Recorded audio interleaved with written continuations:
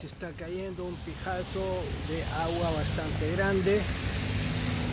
Pueden ver ahí que esto va a haber una temporal de más o menos unas 48 horas. Ya lleva desde anoche lloviendo. Hoy estamos al día miércoles 22 de septiembre de 2021. Mis amigos, las ardillas. Señor, ¿cómo está usted? ¿Quiere?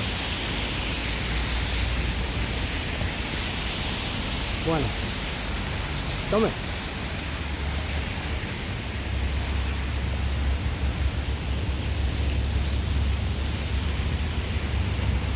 ¿Cómo está? ¿Está buena? Bueno, tengo que apagar esto porque esta lluvia no para y no va a parar, sino que hasta mañana por la noche. 48 horas se esperan de lluvia. Pueden ver todo mojado ya. Y yo estoy acá en medio de los árboles para que no me caiga tanta agua. Pero igual estamos corriendo unos 5 kilómetros. Hasta la próxima.